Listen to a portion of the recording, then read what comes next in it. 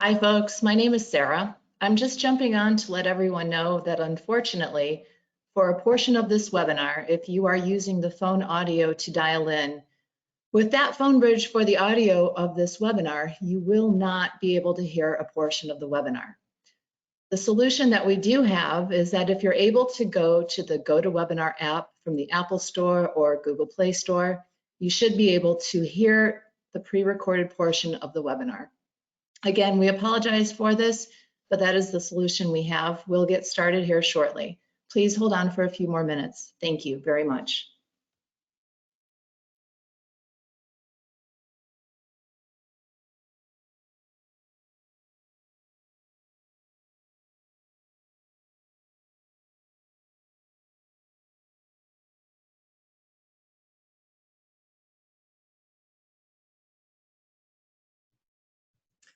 Hello, and thank you for joining us today for Broadband USA's webinar.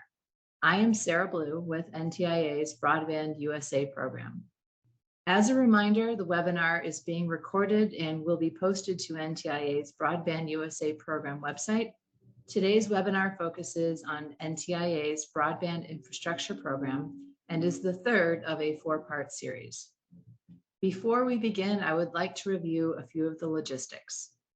First, we will open up the webinars for questions and answers upon completion of the presentations. As you listen to each presenter, please use the question box in the lower right-hand screen to submit your questions or comments. Second, the presentation, along with a transcript and audio recording of today's session, will be available on our website within 7 days of this webinar under the Events/Past Events tab. And finally, please visit our Broadband USA website for information about our technical assistance program, including useful guides, products, publications, and other tools that can assist you with planning, funding, implementing, etc., your broadband project. We provide updated information, including our monthly newsletter and other broadband news. Our presenters today are Katherine Bates, Jennifer Dwayne, and Tim Moyer, all from the Broadband USA team within NTIA. We are also joined by Amanda Pereira, who is from the First Responder Network Authority. I'd like to tell you a little bit about each of our presenters. Katherine Bates is back with us after being on loan to the Treasury Department, and she's acting as the team lead for this broadband infrastructure program. Additionally, Katherine has worked with state and local governments to increase broadband access throughout the United States, focusing on unserved and underserved areas. Before joining Broadband USA, she worked with the large library systems on the E-rate modernization effort and also at ICF International, which is a global consulting firm. And she focused there on broadband funding, planning, training, and technical assistance. Prior to that, Katherine spent about 10 years with a national association representing municipal interests, focusing particularly on information technology, broadband policy, and community and economic development. Katherine received her bachelor's in business and a master's in public administration from the University of Tennessee in Knoxville. Please welcome Katherine. Our second speaker is Jennifer Dwayne. Jennifer is a senior broadband program specialist for the National Telecommunication and Information Administration, which we call NTIA, for our Broadband USA program, where she manages the office's grant programs and facilitates interagency coordination to support efforts to streamline federal permitting processes. Jennifer joined NTIA in 2009 to develop policy for the Broadband Technology Opportunities Program, which is called BTOP. She then served for 2 years as senior advisor in the Office of Chief Counsel for NTIA, providing legal advice to NTIA offices on a variety of telecommunications, information technology, and commercial data privacy matters. From 2012 until 2017, Jennifer served as senior advisor to the Assistant Secretary on matters related to broadband and public safety. Before joining NTIA, Jennifer served as a state regulatory attorney and also director of federal regulatory affairs for Sprint. She earned an undergraduate degree in economics from Penn State University and a Juris Doctorate from the George Washington University Law School. Please welcome Jennifer. Tim Moyer is our Director of Data and Mapping for NTIA's Broadband USA program. Tim leads the NTIA's National Broadband Availability Map, which is called NBAM, that program, and also provides program management and data analytics support for the NTIA Broadband USA program. Previously, Tim managed a portfolio of infrastructure grants as part of BTOP. He is an expert in project and program management and has spent about 20 years with other telecommunication projects. Before joining NTIA, Tim worked at Sprint, where he was the Director of Project Management and Corporate Development and Spectrum Management as well. He's earned a Bachelor of Arts and a Master's of Business Administration from Cal State University in Hayward. He's also earned a Master's Certificate in Project Management from the George Washington University and is a certified project management professional. Please welcome Tim. And at last, we have Amanda Pereira. Amanda is an environmental and Nepa specialist with more than 19 years of experience. She has worked on a wide variety of environmental and social issues, including environmental compliance, community development, socioeconomic impact analysis, and urban master planning.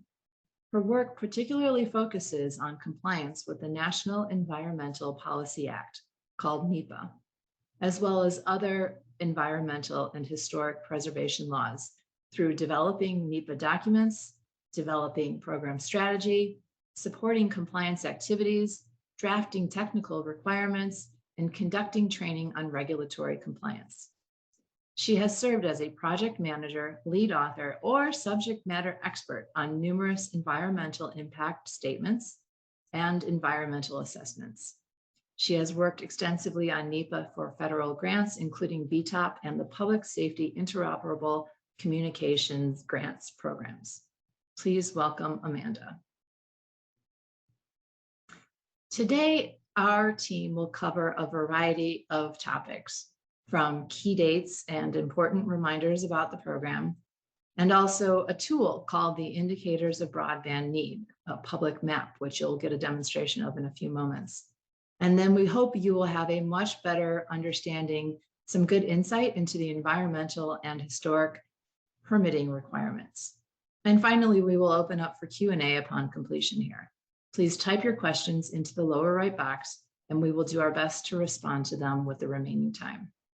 And now I am really excited to let you meet Katherine Bates. Thank you. Thank you, Sarah. I'm happy to be here today. I recently returned from detail at the U.S. Department of Treasury, where I was working on the broadband funding in the American Rescue Plan Act. I am happy to be back home at NTIA working on this exciting program that will increase broadband deployment in the U.S. This program is especially near and dear to me as it highlights the important work that state and local governments are doing to connect all Americans. Commerce Secretary Gina Raimondo understands the importance of connectivity and how it's tied to the success of the U.S. economy. It is a priority for the administration and the Department of Commerce. She recently stated that today, Americans in rural areas and on tribal lands particularly lack broadband access. In urban areas, there's a stark digital divide. A much higher percentage of white families use home broadband internet than Black or Latino families. Widespread affordable coverage promises to bridge those disparities, bring the benefits of the digital age to all, and transform our economy just as electrification did 100 years ago. Like I said, it's an exciting time to be working to connect all Americans. One vehicle to do that is this program, NTIA's Broadband Infrastructure Grant Program. I want to go over a few high-level details of the program before I hand it off to my colleagues. The NOFO and FAQs are posted at broadbandusa.ntia.doc.gov under grants. We will have round 4 of the FAQs coming out soon, and we'll notify you when those are posted. As most of you know, complete applications must be received by www.grants.gov no later than 11:59 Eastern Time on Tuesday, August 17th. Please don't do October. NTIA expects to complete the review, selection of successful applicants, and award processing by November 15th. So the two important dates you must know are August 17th and November 15th. We still need a few merit reviewers for this program and other NTIA grant programs because we conduct merit reviews for all the applications. This review involves teams of technical experts to look at the applications and review it on criteria specific to each program. So all three programs need merit reviewers. We are seeking qualified volunteers with expertise and experience in a wide array of broadband activities, including infrastructure and adoption. If you're interested, please email a resume to grantreviewer@ntia.gov. Again, that's grantreviewer, all one word, at ntia.gov, containing the following information: your name, your residence, that includes the city and state, your email and phone number, your employers, including the states where you were employed, your position title, and your years and types of experience and positions in fields related to broadband activities. If you have any other questions about the merit review process and want to be involved, please email those to the same email, grantreviewer@ntia.gov. Thank you. And now I'd like to turn it over to my colleague, Jennifer Dwayne, to talk more specifically about the grant program. All right, thank you, Katherine. I'm Jennifer Dwayne, Director of Grants for our Office of Telecommunications and Information Applications program here at NTIA. And I'm going to be giving a overview of our Broadband Infrastructure Program. Now, our previous webinar in June focused in depth on the requirements of the Broadband Infrastructure Program and our Notice of Funding Opportunity, which we had released in May. I'm just going to give a brief overview for purposes of this webinar presentation of some of the key points of the program that I want to reiterate and highlight for this webinar session.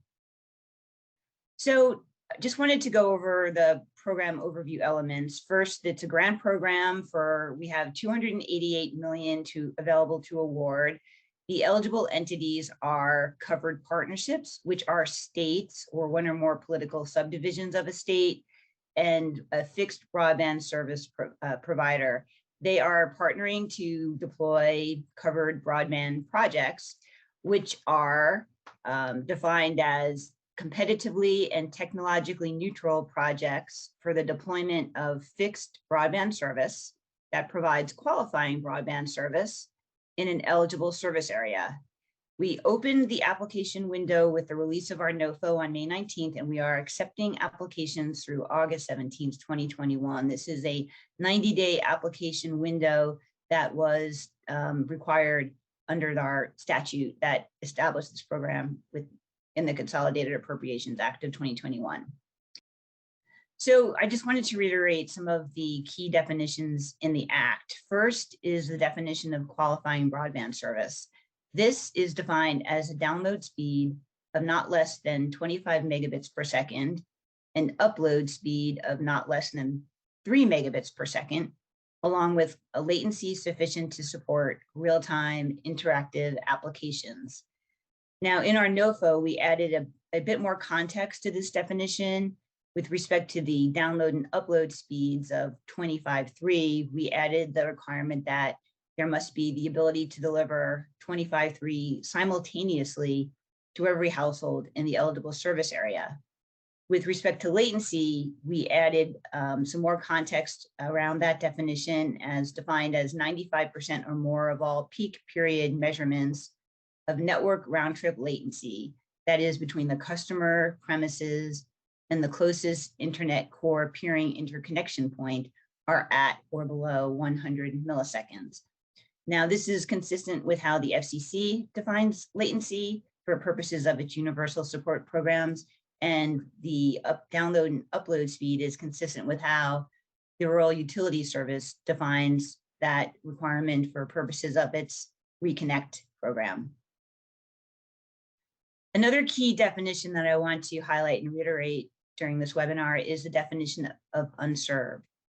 That means households lacking access to qualifying broadband service, which I just discussed in the previous slide, and that no broadband provider has been selected to receive or is otherwise receiving federal or state funding subject to enforceable build-out commitments to deploy qualifying broadband service in the specific area where the household is located.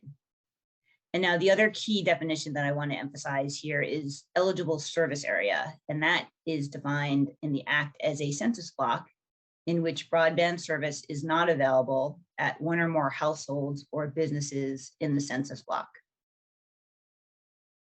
To be eligible for grants under this program, the Act requires certain things that the covered partnership must submit.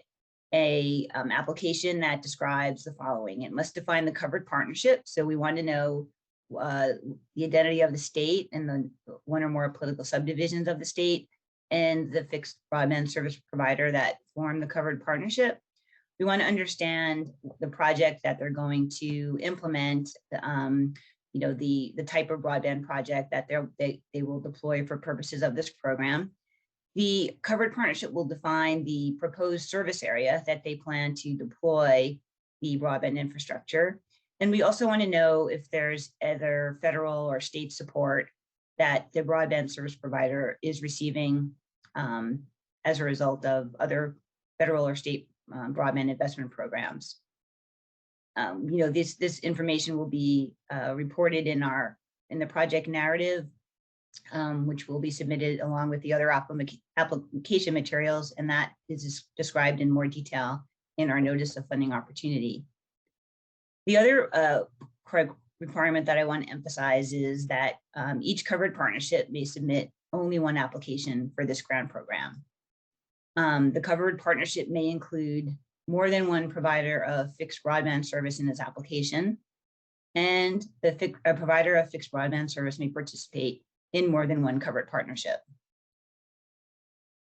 Now, the Act defines a number of funding priorities, and they're listed here in decreasing order. The first priority is projects designed to provide broadband service to the greatest number of households in an eligible service area. And this is the priority that NTIA will be focusing on in its initial review of applications.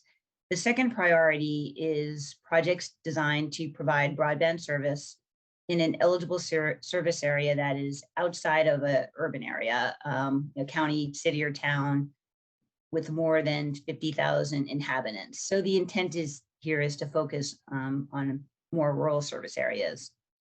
The third criteria is looking at projects that are the most cost effective and prioritizing projects in areas that are the most rural. And then finally, we'll be looking at projects that are designed to provide broadband service with a download speed of at least 100 megabits per second and an upload speed of at least 20 megabits per second. So again, I want to emphasize some key application dates. As I mentioned earlier, we will be the application deadline for this program is August 17th, 2021. All applications must be received by 11:59 through grants.gov. We, pursuant to the statute, we do have, NTIA has 90 days to review and approve or deny applications that we receive under this program. So that puts our target date at November 15th, 2021. Now the Act provides a very aggressive timeline for expending funds under this program, limiting it to 1 year after receipt. Now we realize with broadband infrastructure deployment projects, it's very rare that a broadband project will be completed within 1 year. And so the Act also provides for the ability of the Assistant Secretary to grant an extension for broadband construction projects.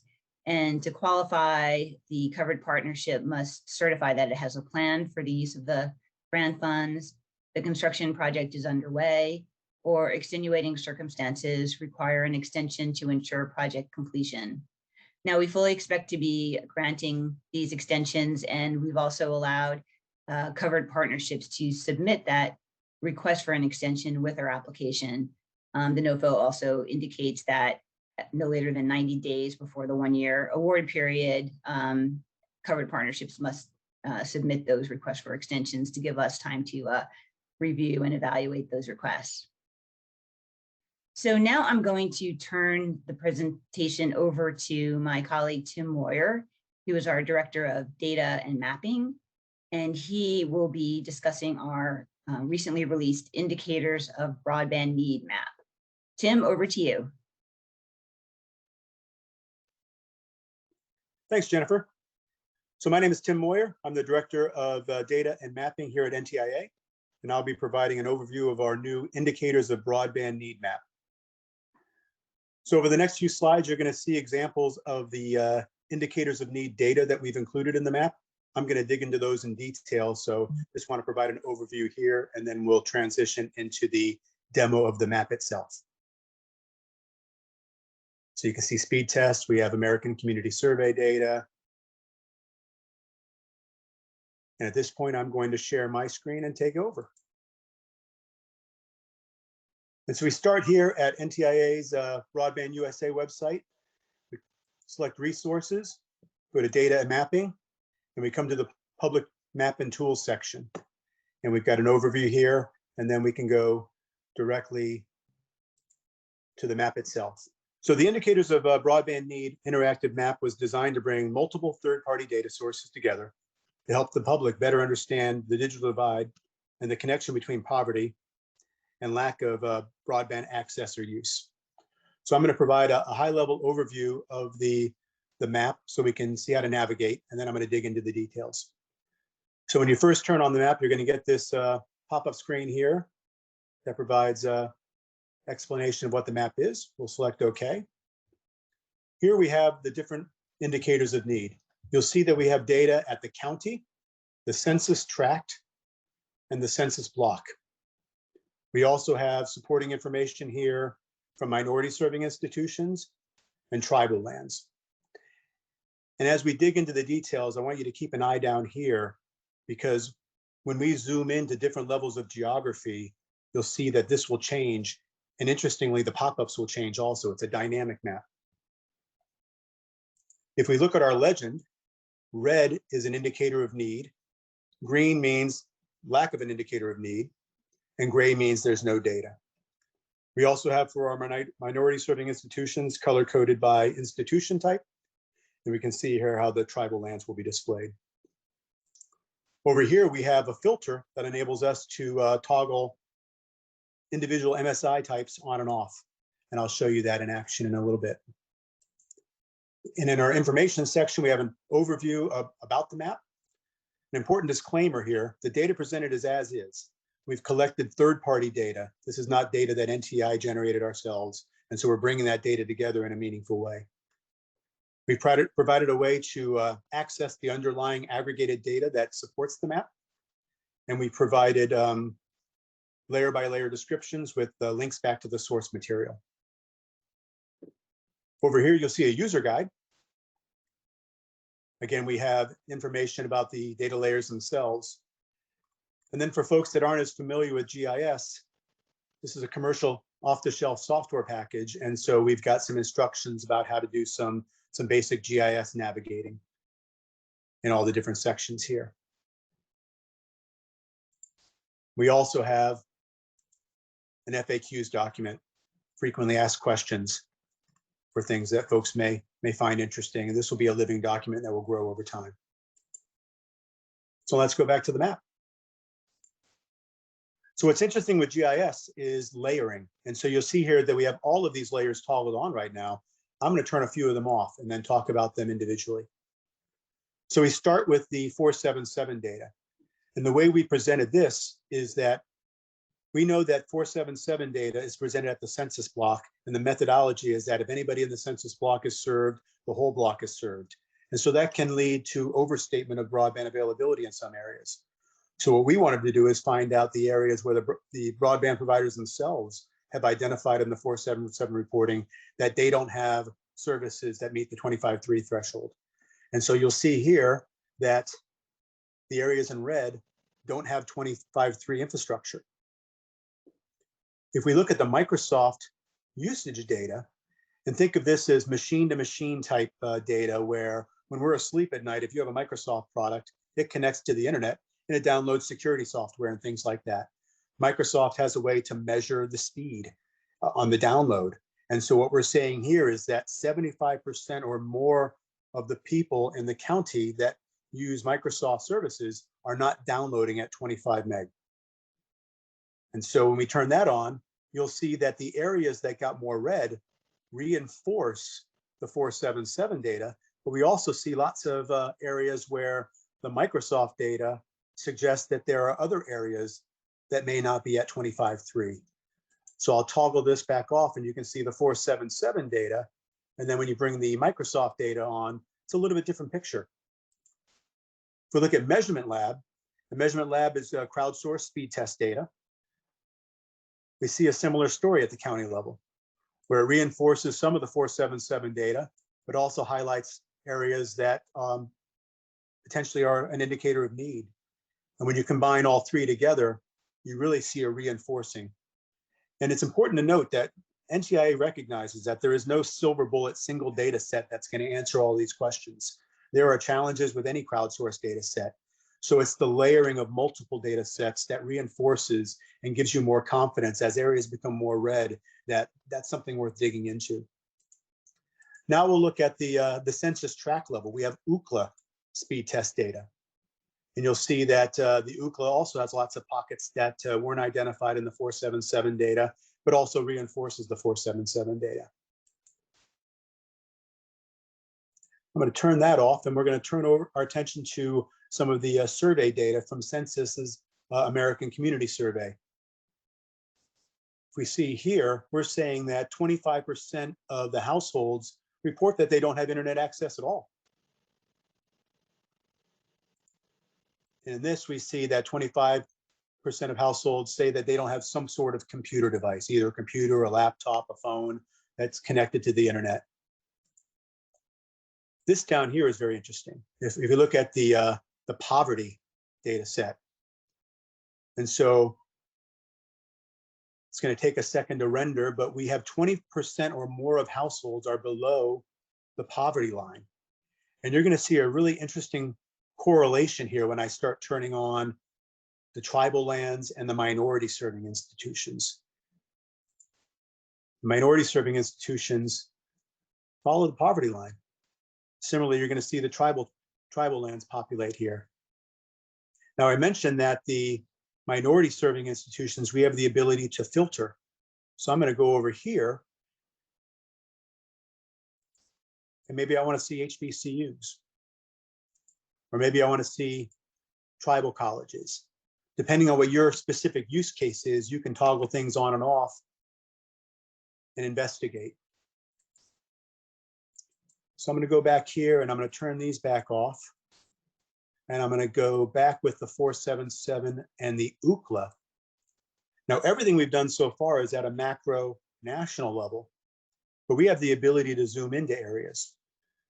And so I'll ask you again to keep an eye over here as the county track and census block will let you know the level of geography we're at. But I'm going to go look at East Carroll Parish in Louisiana. And I'm going to click here. And you'll see that we're at the county level. In the search results, if I click here, it's going to bring up a pop-up of information. A few things that are interesting here. One, it's dynamic from the perspective that it doesn't matter which layers I have turned on, the pop-up will have information that's available at that level of geography. And so we'll see here that we're looking at Issaquena County, and we also have East Carroll Parish, because at this level of geography, there were two in that general area. So looking at East Carroll Parish, we see that we have close to 7,000 people. The survey data says that 55% of the households in this area don't have internet access. Close to 52% don't have some kind of computer device. We see that the MLab data actually says that at the county level, we do have 25.3. It looks at 28 and 9 roughly.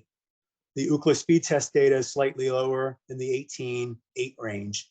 And then we see that Microsoft is saying that the data there is saying that 10% aren't getting over 25 megabits on the download. What gets interesting now is if I zoom in and I go to a lower level of geography. And as I zoom in here, you saw down here that we changed to the tract. And so the pop-up now changed to the tract. And now it's focused on the layers that have tract level detail. And so again, we see here at Issaquah County, a little over 1,000 people in that county. ACS is saying 58% without internet access, 45% without some kind of computer device. And the Ookla speed test at this level of granularity is telling us 8 and 3. So certainly not 25.3. And then as we zoom to a little bit more,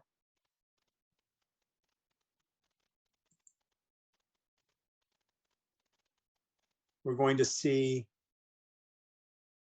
that it'll change to the census block. It's taken a second here.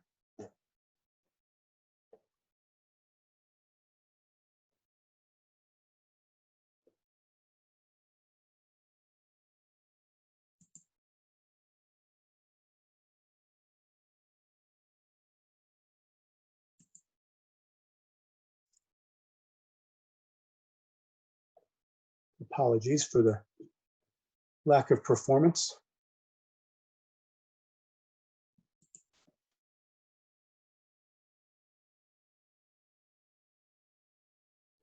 And now you saw that the tract and the census block was activated. And so now when I click in here, I'm going to have census block information. So I see the 477 data.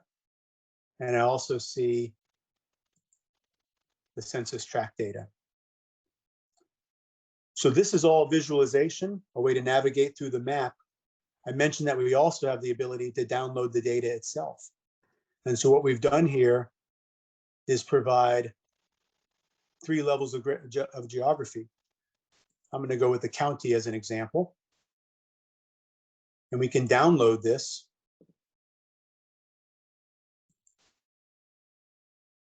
Bring it up.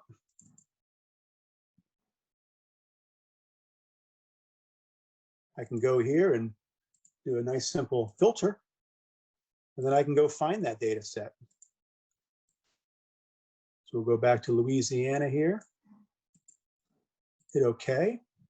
And now we'll go to East Carroll. Click on that. And we'll see that all that data is here. Number of households, don't have a computer, poverty level,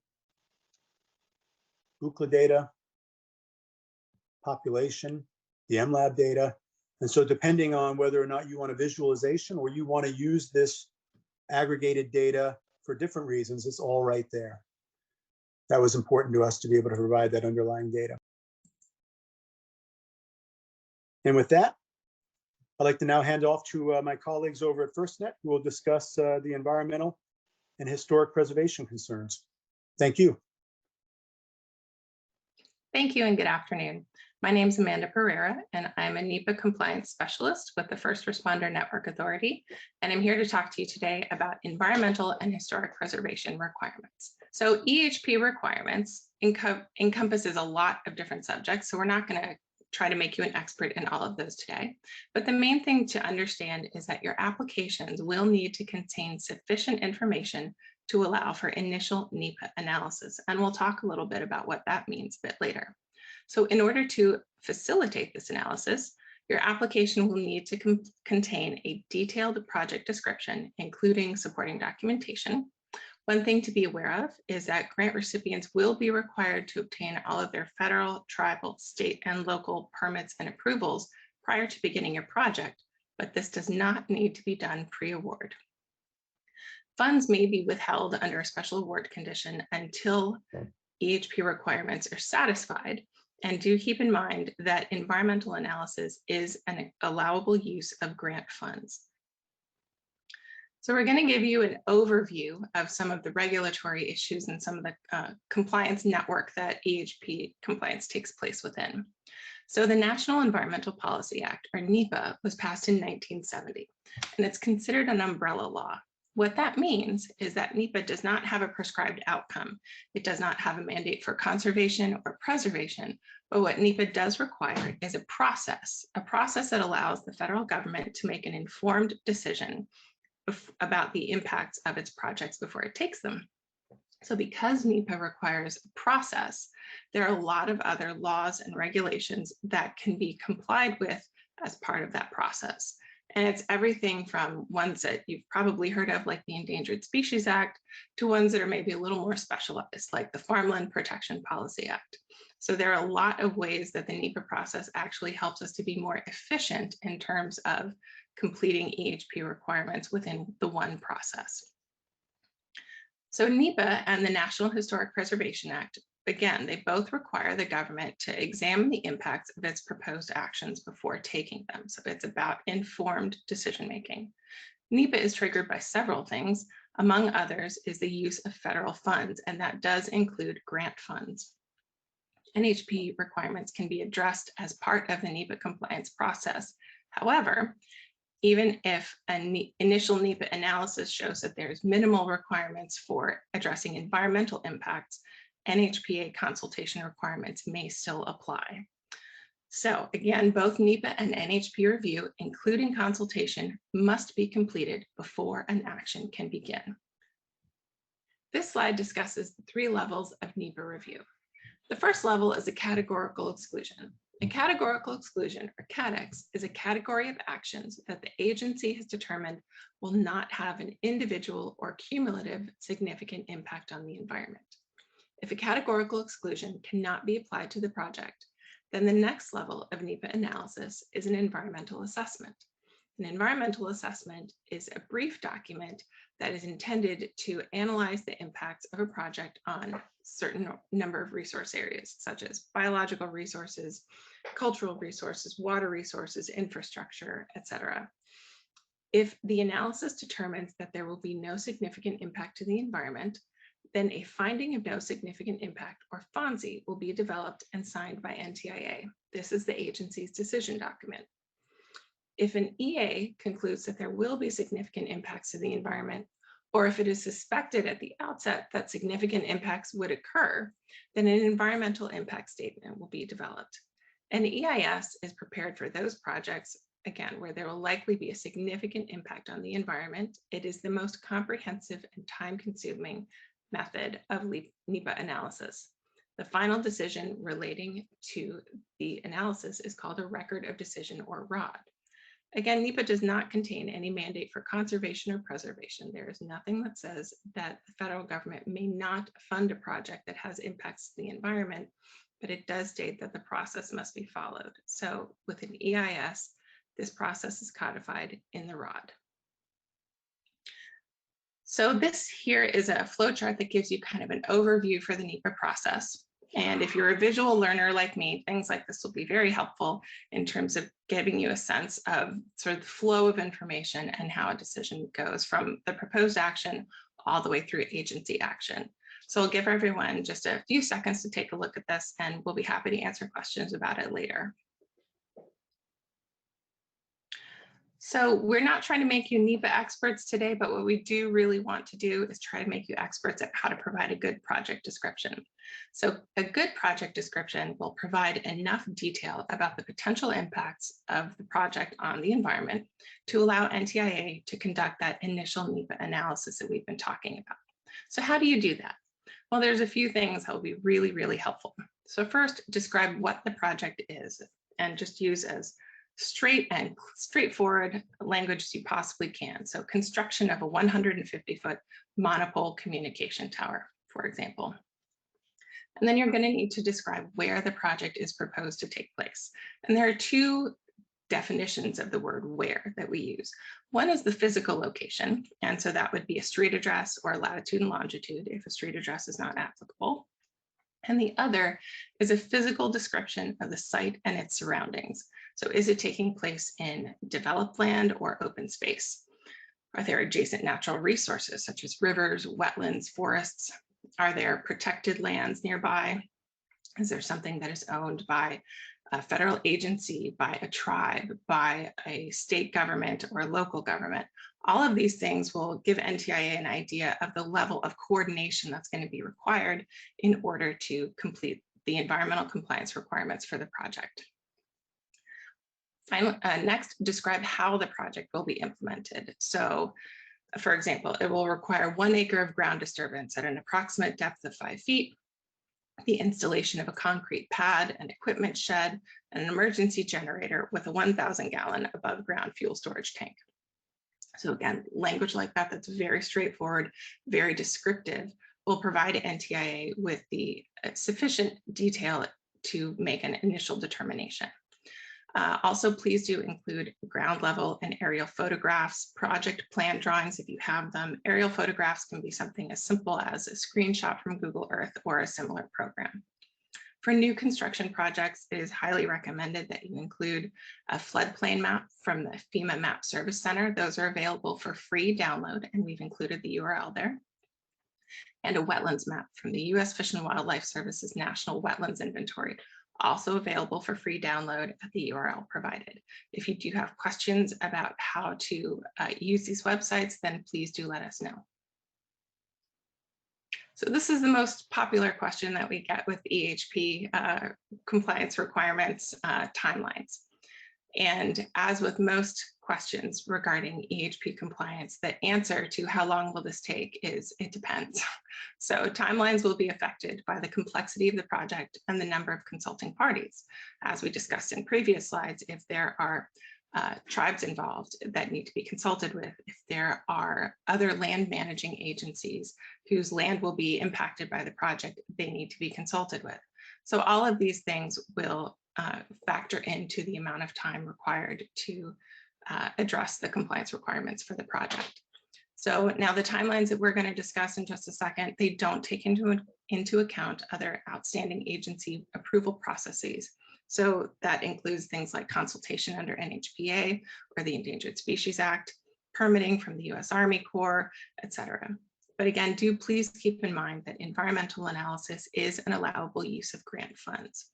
So based on NTIA receiving a complete record or a complete application with a good project description containing all the characteristics we just talked about, we have some approximate timelines to provide you with just for reference in your project planning. So categorical exclusion, that will be developed by NTIA. It assumes that NTIA receives a sufficient project description and that there are no extraordinary circumstances associated with the project. An extraordinary circumstance is a characteristic of the project that means that something that might otherwise qualify for categorical exclusion doesn't, because there could be potential resources, sensitive resources impacted. But so assuming that none of those exist, and depending on workload and all of these other things, approximately 30 to 45 days to develop a CADEX. If a CADEX is not able to be applied to the project, then an environmental assessment, as we discussed, would need to be prepared. So the grant recipient will develop the environmental assessment in coordination with NTIA. Depending on the complexity of the project, depending on the resources involved in the project and the number of consulting parties, environmental assessments, generally speaking, can take approximately 3 to 12 months to develop and deliver to NTIA. If an environmental assessment is not appropriate and an environmental impact statement would be required, again, the grant recipient would develop those in coordination with NTIA. There are extensive public and agency involvement requirements that apply, and they take a year or more to develop and deliver to NTIA. And in my personal experience, 1 year for an environmental impact statement is rare. It usually takes much longer. And if your project seems to be one that would require an environmental impact statement, NTIA may want to speak with you about rescoping your project so that you can still meet your objectives, but minimize your environmental impact and not need to develop an EIS. So with that, I'll turn it back over to the moderator and we'll be happy to take questions later. Thank you so much for your time.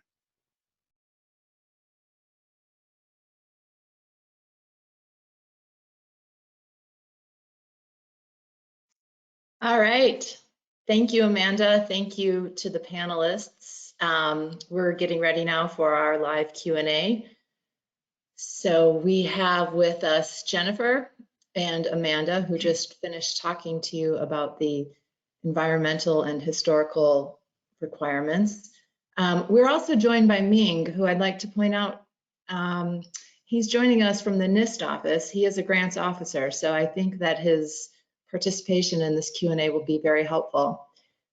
Before we get started on the Q&A, I would like to point out there were many questions. There were a lot of great questions. I was having a hard time keeping up, but there were a lot of questions. I know that, and I'm sorry, it's frustrating when you plan to spend a few hours hearing about the Broadband Infrastructure Program and you can't hear it because the audio platform's not working, or it's fuzzy, or it's frustrating when you've set aside that time and you are unable to participate. So I want you to know that within 7 days, we will have the recording, we'll have a transcript of this webinar, and we will also have the material. So you'll have, a lot of people were asking about Amanda's Nepa information. All of that material will be available on our website, Broadband USA, if you go to events and past events.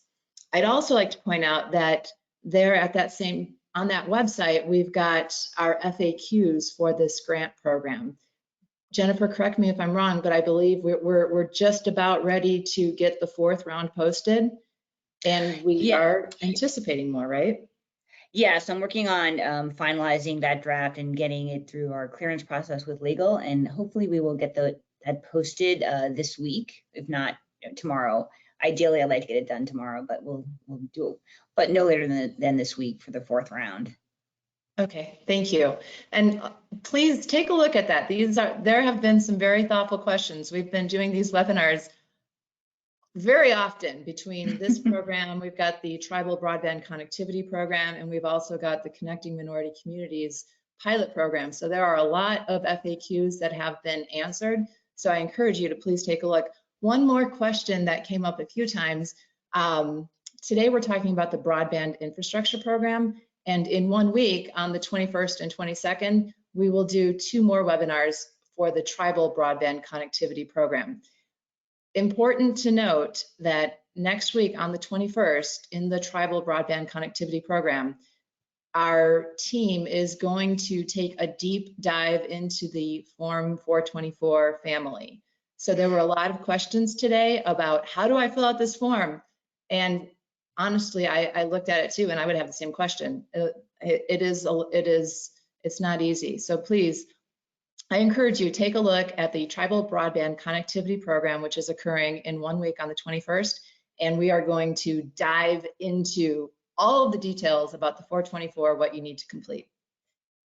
So with that, there have been a ton of questions, and I am going to do the best possible job to get to all of them to our panelists. We've got about 40 minutes. If we don't get to your question, please don't take it personally. There's some really great questions here. So with that, I am going to begin. I'm going to begin. There were a couple of, Jennifer, there were a couple of questions that I think that we can knock off pretty quickly, because these were questions contained within the FAQ documents, like about applicants and covered partnerships. And so here's a question that we have, that this is a nonprofit organization in Florida. And in order to apply for the grant, is it correct that they need to partner with a local county or government agency, and that they would be the principal applicants? Yeah, so the covered partnership definition in the Act is for a state or one or more political subdivisions of a state and partnering with a fixed broadband service provider, and they would be the covered partnership. The lead applicant, we're asking that to be the governmental entity. So for a nonprofit, unless there's something in the Florida statute that defines a nonprofit organization, depending on what you are, as a political subdivision, which it might be the case, then you would need to partner with a governmental entity, a political subdivision, or the state in order to be part of the covered partnership that would be filing the application. Okay. Thank And you. Sarah, we do cover this in our we do have a FAQ on this in terms of noting that the act or the NOPO does not define what a political subdivision is. So we're asking if there's any doubt to provide us with a statutory reference, as part of your project narrative. Okay, thank you. And I think, Jennifer, that kind of answered two other questions. One of them being, all things being equal, would having a state as the lead applicant be a stronger application rather than a smaller political subdivision? I think that's answered in the FAQs, correct? I mean, I wouldn't, it's hard to say what's stronger or what, but I mean, a state doesn't have to be part of, if it's just a political subdivision partnering with a fixed broadband service provider, that's fine. We are encouraging coordination and consultation with the state, the state broadband office, just to indicate, to coordinate and making sure that the project that are being put forth are strong. But I can't say that having a state as part of it makes it stronger. It really, if it's just a political subdivision and a fixed broadband service provider partnering, and there's a lot of unserved households in that eligible service area that they're proposing to serve, that's our first priority factor that we're looking at. So that in itself could make it a strong application. Okay, thank you.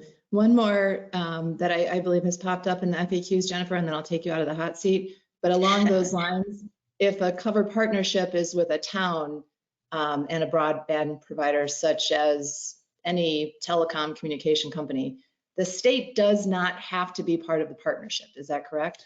That is correct. So under the statute, it is it can be a state or a political subdivision. So if a town, county, which is defined as a political subdivision in the particular state, partners with the fixed broadband service provider, then that is, that meets the definition of a covered partnership, and they would be eligible to apply to this program. Thank you. Tim, we're going to switch gears over to you. I saw that Carol posted the URL to the public-facing indicators of broadband need map, and thank you for doing that demo, and I hope that everybody's had the chance to dig into that. Here's a question for you, Tim. Can you talk about how accurate is this data? So the data is taken as is from each of the sources. The 477 data is the latest data available, collected directly from ISPs via the 477 process. We know that there are limitations on that process when it comes to the census block methodology, where one block, if anybody in that block is served, the whole block is served. But we kind of mitigated that by looking at it the opposite way of saying where service providers have acknowledged they don't have service. And so we feel pretty confident about that layer of data. The UCLA data is very, very robust. We have the ability to drill down and get location. The MLab is pulled together. If you go to the About section, you can go to the sources. The MLab is a consortium. It's almost like academia. It's Google combining with a bunch of other folks, and both companies' methodologies, while different, are well known and have strong backing. And then if you look at the Microsoft data, that's basically system machine to machine. So it's just tracking the time it takes to download that package.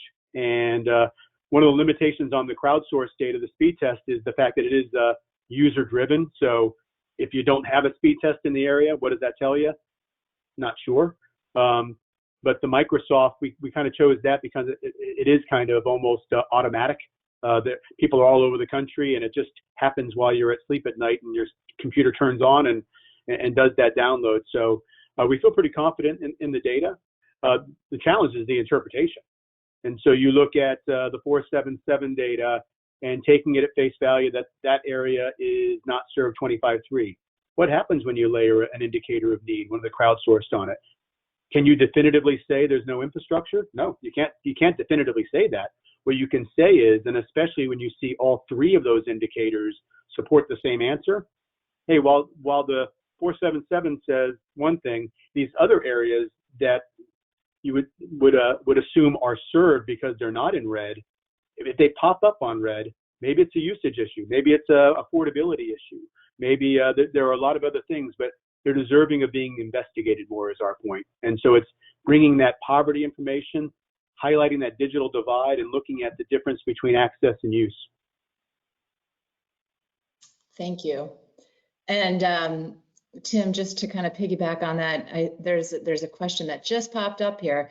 Just clarifying, isn't the speed of downloads dependent on what the subscriber is purchasing, not necessarily capable of? And I think you kind of answered that this is.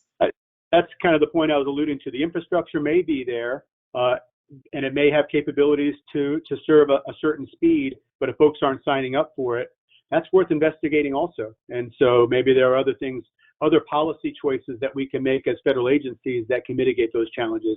Because if the reality is that they're not utilizing 25.3, that tells us something. And as federal agencies, we should be looking into that.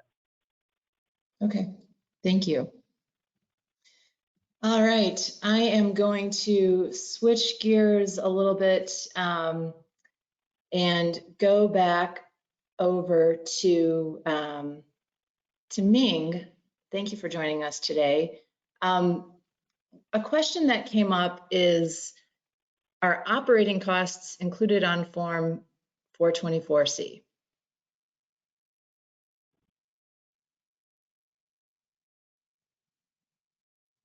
I mean, you're muted.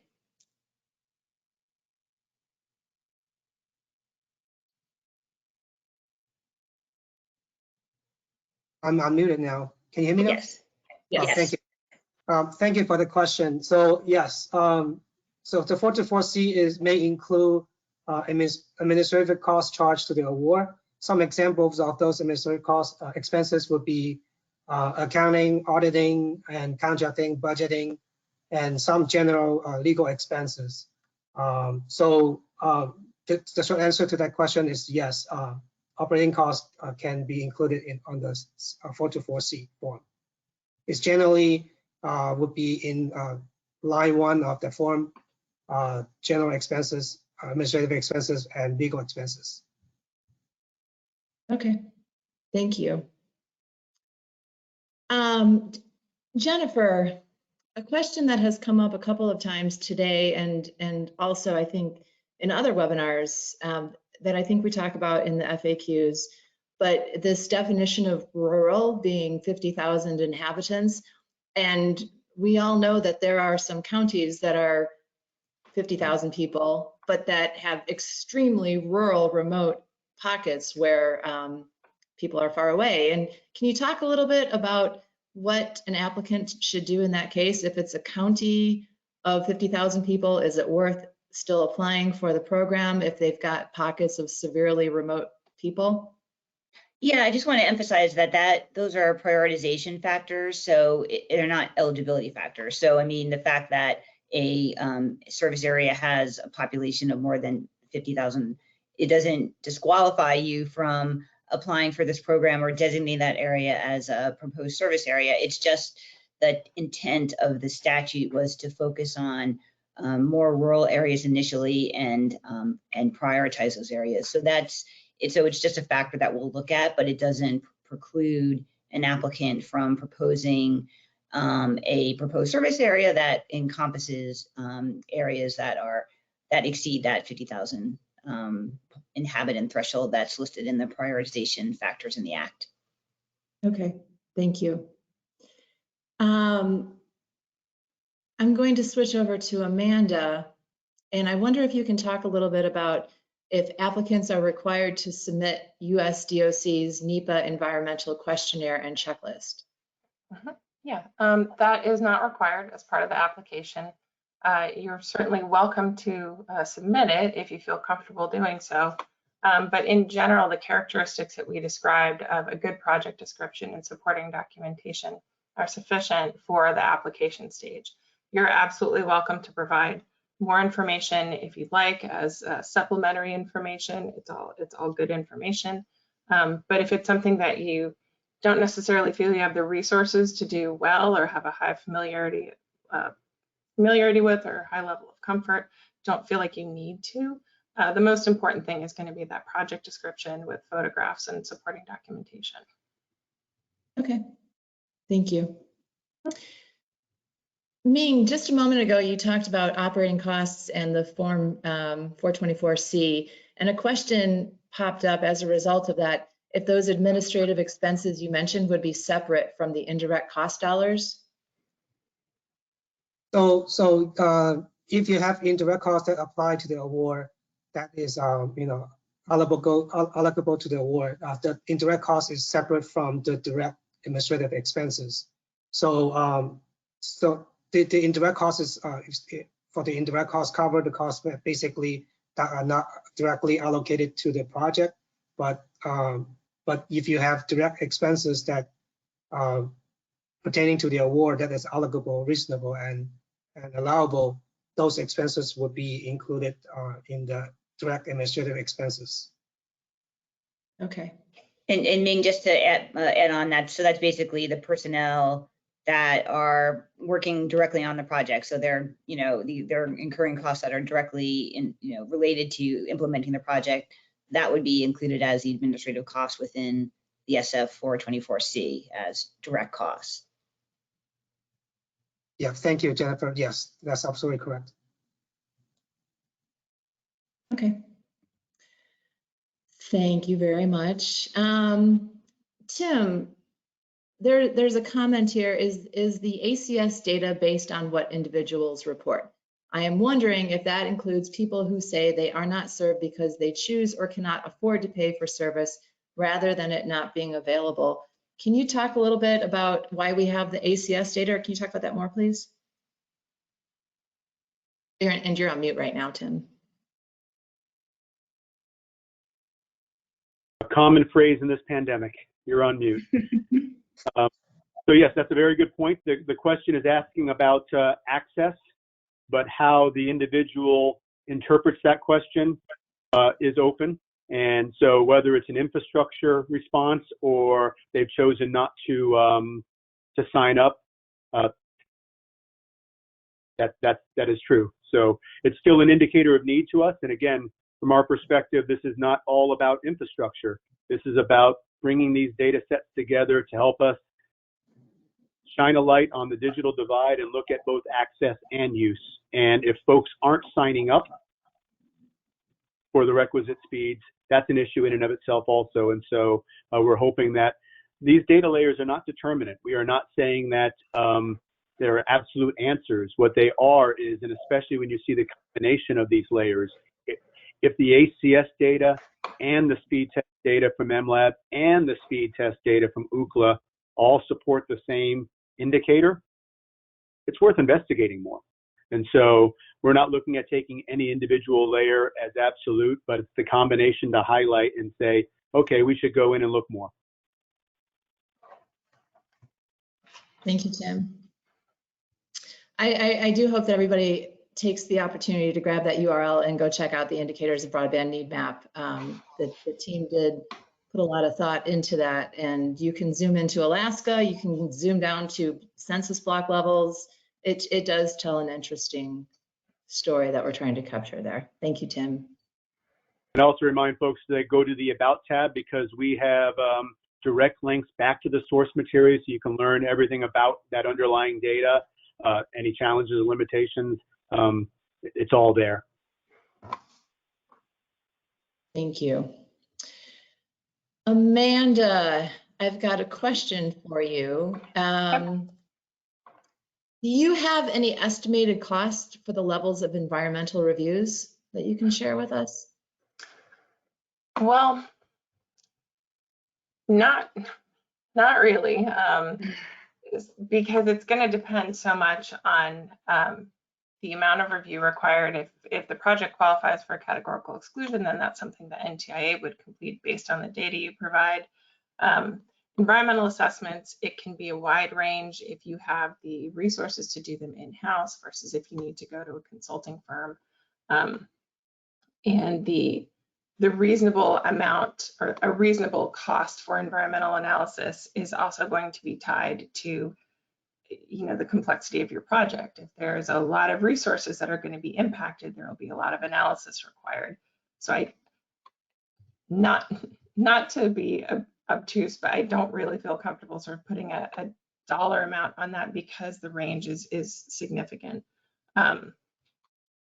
Yeah, certainly if folks have questions about their specific projects as they move along, we can try to provide more advice there, but we also don't want to be setting what might be considered like an inappropriate guideline or something like that that may not be applicable, because it's going to depend on the consulting firms in your area and all kinds of things. So unfortunately, it is very hard to give a price that goes with it. But I understand that's obviously a considerable concern, especially when you're talking about using grant funds that are finite for your environmental analysis. And that is actually another reason why we would try to discourage people from pursuing a project that would require an environmental impact statement, because the analysis that would be required would be both time consuming and expensive. So again, if you do have a project that looks like it might require an EIS, we may want to speak to you about seeing if there's a way to rescope it to minimize the environmental impact while still meeting your objectives. Thank you, Amanda. And I apologize for putting you on the spot there. I know that that's a tough question, and you want to be helpful, but It's a common question. I just feel bad I can't be more helpful on that front, but there's so many factors I couldn't give a reasonable estimate. Yeah, thank you. Jennifer, going back over to you, we've talked about that the funds must be expended within 12 months of the grant. There was a question earlier if the question is the program anticipated to have an annual cycle? I think that might be getting at something else, but I want to ask that. Sure. And also, if you can clarify what marks the end of the period of performance, if it's finished with construction, expenditure of the funds. Can you talk about the 12 months that people have to use the funds, please? Sure. So as far as we know, this is a one-time appropriation. I mean, it's possible that maybe other funds could be appropriated by Congress, but for this particular grant program, it's a one-time amount. Congress specified, a one-year time frame to expend funds within 1 year after receipt. So assuming you get an award under the program and you're the NIST, our NIST grants office, where Ming is representing, they will issue the grant award document. So upon receiving your funds, you'll have 1 year to expend them, unless the Assistant Secretary grants an extension of that award period. And as we've talked about, and as you heard from Amanda, any project that has environmental considerations, it's very unusual or unlikely that it will be completed within 1 year. So when you come in for an extension request, you will tell us how long you think it's going to take you to complete your project, whether it's going to be 1 year or 2 years or more. And that is when, so then we would issue an extension and give you a new award period, which would be, up to another year, another 2 years or 3 years, depending on what you indicate is the additional time you'll need to complete the project. That's completing the activities that you indicated you would perform as part of this project. So if you're constructing a broadband network, when you complete the network, you finish the project. You may, if you finish expending the funds before then, we'll need to understand that and what are the ramifications if you're not. But completing the project means if you're, whatever you told us you were going to build or construct, that you finish that within the time frame for the award period. So 1 year is currently the award period, but in all likelihood, we will be giving extensions, and there'll be another 2 or 3 years available to grantees to complete their projects. Thank you. I think that goes in well with what Amanda was talking about with the cost and the time for the reviews. It's just that we all are very aware of the fact that construction projects, it can take a long time. So we understand that. Yeah. Jennifer, there's also the concern we don't want to duplicate any funding. So there's 2 questions. One, for example, if a service provider is receiving money from the EBB program, or or if the federal or state government is receiving any kind of funding, should all of that information be listed in the application? Well, one of the requirements is for applicant or for the covered partnership to indicate what other federal or state support that they're receiving. So there were specific acts listed in the act with respect to the FCC programs. I don't think the employee benefit program was listed there because I don't think it was. I think it was passed at the same time as this, and I think that's a discounted service. So if it's not deploying infrastructure, it wouldn't necessarily need to be reported. I mean, we're trying to look at not duplicating federal funds that go toward funding broadband infrastructure. So, and it's also limited to the proposed service area. So if a fixed broadband service provider that's part of the covered partnership is receiving federal funds for, for that particular proposed service area, then that they should tell us in their project narrative. Okay, thank you. Ming, I think that this one is right up your alley. If you can talk a little bit, the statement is that applicants are asked to provide generic financial information. The question is that information about the project or for the broadband provider or applicant? What exactly would NTIA like to see with these financial projections? Let me try to answer that. If not, maybe Jennifer can help a little bit with this question.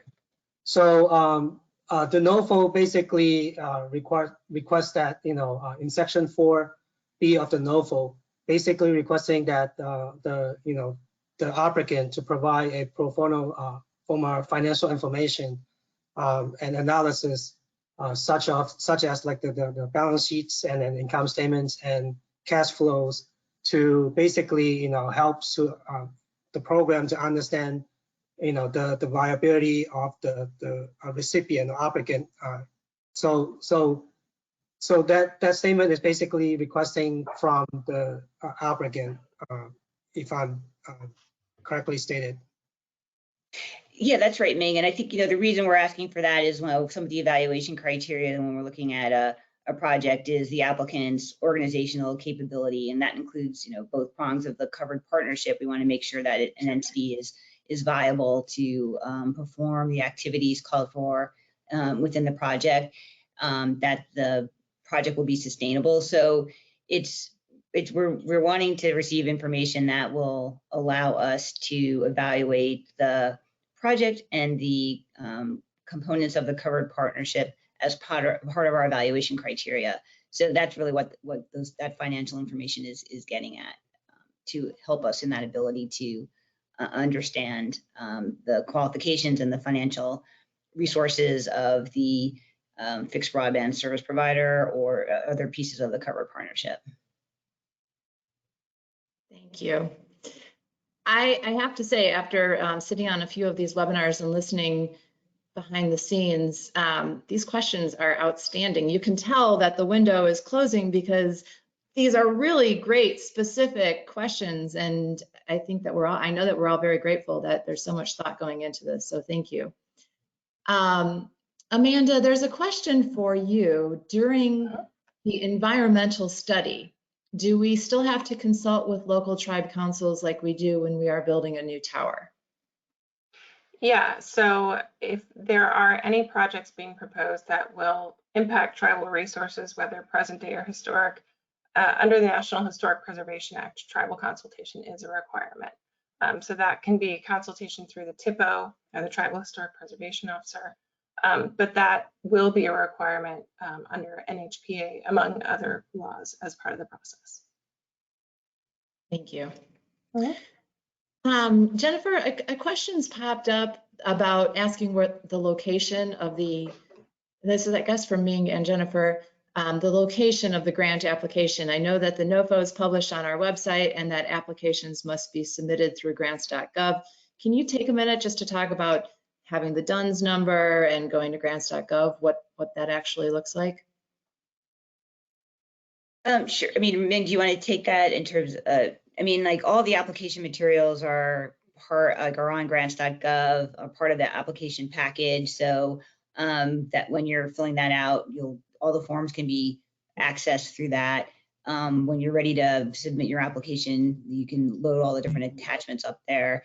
There will be a DUNS number requirement for the lead applicant, and you know, and then the UEI is there's a transition going on and taking place, but right now the DUNS number is still valid for grants.gov. And then was it UEI? Did you the unique entity identifier? Is that the acronym, Sarah, that you mentioned, UEI, or am I just mishearing you what you said? Okay. No, I don't know that. Feel free to add on to that. So. So yeah, just to add to Jennifer, what Jennifer described. So in order for the applicant to submit the application for a brand new entity, they obviously have to obtain a UEI, formerly known as a DUNS number. So you obtain a DUNS number and then you know, have an EIN number, and then that's when you can register in SAM.gov. In order for you to receive an award or even submit the application, you need to have you know, a SAM.gov account. And then you submit the application through the grants.gov. So just to remind everyone that, you know, you don't want to wait until the last minute to get all those registered, and with the grants, SAM and also grants.gov, because sometimes it takes a little time to get the register, and you know, you don't want to wait until the last minute. And even sometimes, you know, the grants.gov are down for maintenance for a couple of days. So just a reminder that try to get those registered as soon as possible so that you don't wait until the last minute. So Yeah. Yeah, go ahead. When I know, like in other contexts, and Sarah, you may have also come in, but you know, we've gotten some questions given the nature of this as a covered partnership. It's who can actually go in and onto grants.gov and fill out the application. And so grants.gov does have like this concept of workspace, so where the applicant can assign different users different roles. So if you're having multiple members of a multiple entities serve as part of the covered partnership, they can be given access to grants.gov to help complete the application. My understanding is that the lead applicant, the authorized representative of the lead applicant, which would be the state entity, either this or the political subdivision, has to be the one to like submit on, you know, click the submit button on grants.gov to authorize the filing of the application. But other entities that are participating as part of the covered partnership can get access to grants.gov and help with compiling the application materials. And Jennifer, is it as straightforward as just going to grants.gov, and then in the little search box, you can look up, for example, Broadband Infrastructure Program? And yeah, you go to grants.gov, you can, the funding opportunity number, which is Ntia Broadband Program 21, you can put that number in or as a searchable item, or, you know, search for the CFDA number or the directory assistance listing number in grants.gov, and that should bring up this particular program and all the accompanying materials. Okay, thank you. Amanda, a question came up here. The statement, a NEPA EIS is a potential outcome of an environmental assessment. The other potential outcome is a finding of no significant impact. How would, and so keeping that in mind, I guess, Jennifer and Amanda, how would NTIA reviewers determine an EIS was a likely outcome of an EA? Well, so let me, I guess, make sure I'm understanding the question. So an environmental assessment can either conclude that there are significant impacts or they're not. So if it concludes that there are significant impacts, then that's when you would move into an EIS. Typically, when we're reviewing a project, we can get an understanding or an idea of the level of impacts that are likely to occur. And if it's going to be something that where an EIS is needed, we can typically determine that at the outset so that you don't have to do an EA and then do an EIS. That doesn't actually happen very often, that you have to do one because of the other. So if you complete an EA and the process and the analysis determines there won't be any significant impact to the environment, then NTIA would develop the finding of no significant impact, and your NEPA process is concluded at that point. And then for an environmental impact statement, again, it's a much more complex process that concludes with a record of decision. But it's not very common that you have to do an EA. You can just start doing an EIS if we conclude that one is likely to be needed or that there are likely to be significant impacts. So there's not necessarily that one has to precede the other. And in fact, I would recommend that you not try and approach it that way. That would add a lot of unnecessary time and cost. If it looks like a project is going to have significant impacts, then if rescoping is absolutely not possible and funding is available, you would want to move straight to an EIS. That would be much more efficient time-wise. Did that answer the question? I hope. Yeah, that was really helpful. Thank you. Okay. Thank you. Jennifer, are the funds going to be granted upon award or as a reimbursement? So they'll be able to, if we make an award, what we'll be doing is, recommending to our grants office NIST to whether of what projects we're proposing to award, and this will do some risk assessments. They will issue the award documents, and applicants will be able to, there'll be established an account in the Treasury, the ASAP, the automated standard applications for processing, and usually the lead applicant or the recipient of the award, which would be the lead applicant in this case, will be able to draw down directly from ASAP.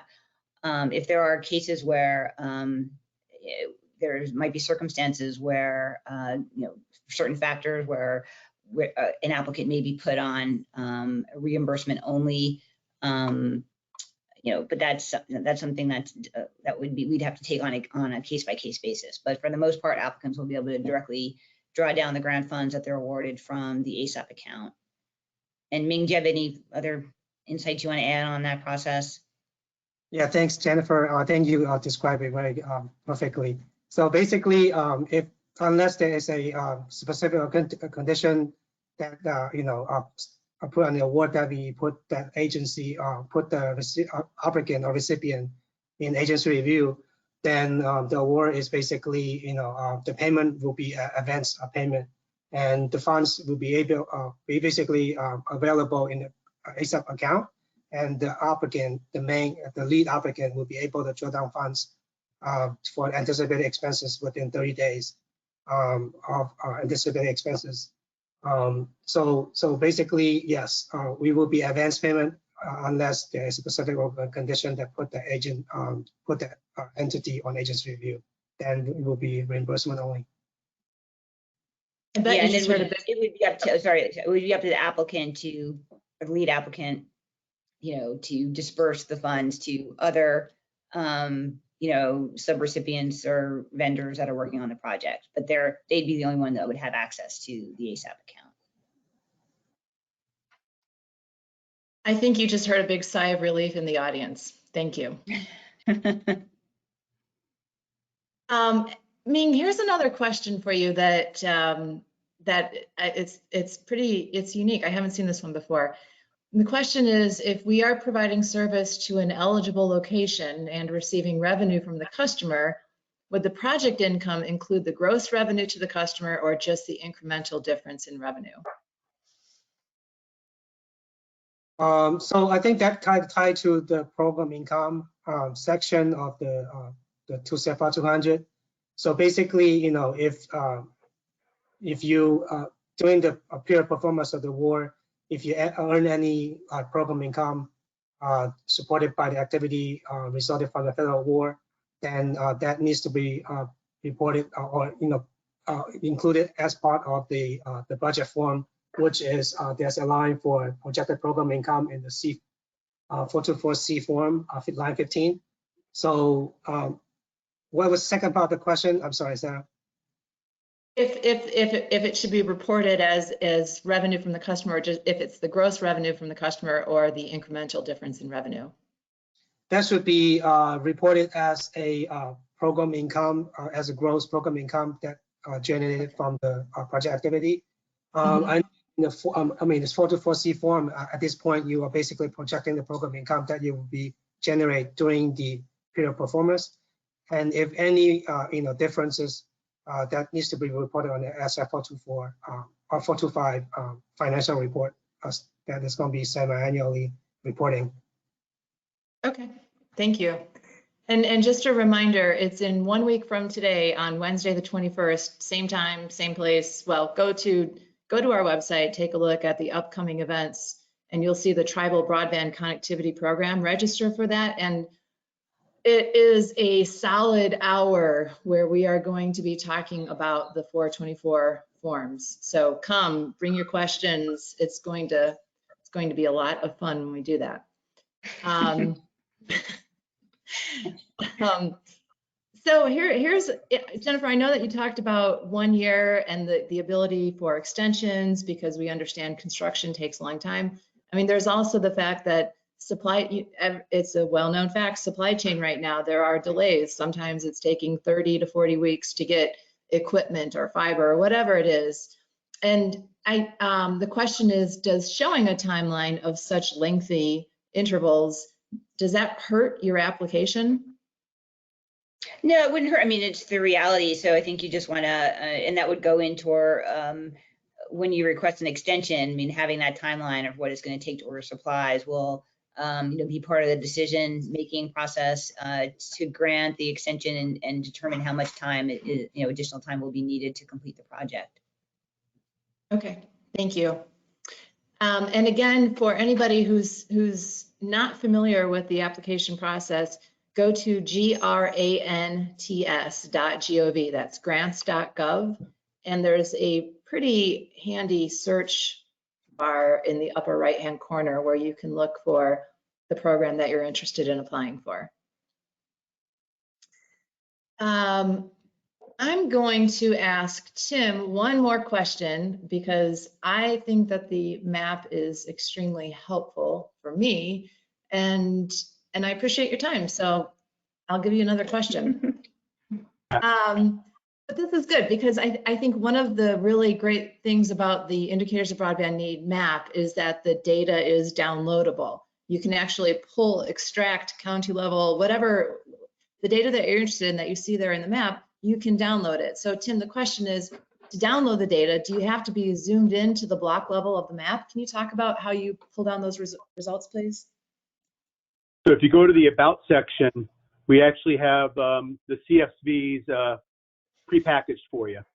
So when you click on that link, if you remember in the video, I clicked on the county level. You have to download 3 separate spreadsheets, but it just hit download and you save it on your computer and you've got it forever. Awesome. Now, Thank if you want to print your screen, you need to, whatever area of geography is your interest, you zoom to that level, you click a pop-up, and then you could do a screenshot of that, and you could create a series of screenshots if you wanted to. We do not have printing capabilities. That was more of a custom option versus a commercial off-the-shelf option, and we did not put our efforts there. We wanted to have the efforts more in the providing that data. Thanks. And Tim, I think it's worth if you just spend another 10 seconds talking about the fact that this is not a single source silver bullet kind of thing, that there's a few different layers built into this, because because your hometown might show up as green, that does not equate to a binary. That means you have broadband. Can you talk about that for a second, please?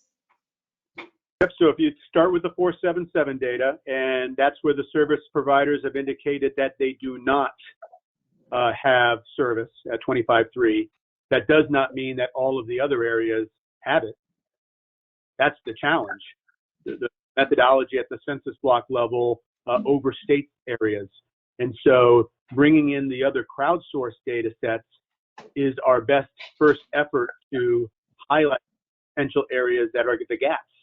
And so a singular data set may highlight something and the other two don't. And so it's still worth investigating.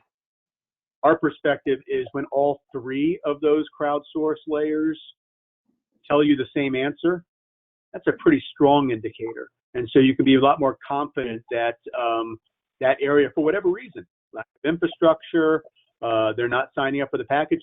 We don't know that answer with this level of data, but we do have a strong indicator that the people in that area are not getting 25.3, and it's worth investigating more. Thank you. There were many more questions.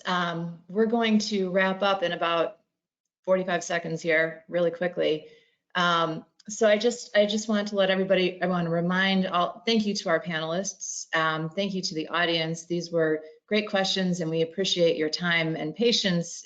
I know that it's frustrating when you can't hear automatically. So thank you for bearing with us. The recording, the material, a transcript will all be available on our website in about 7 days. And on our next slide here, we've got, I wanted to call to your attention, we've added some webinars.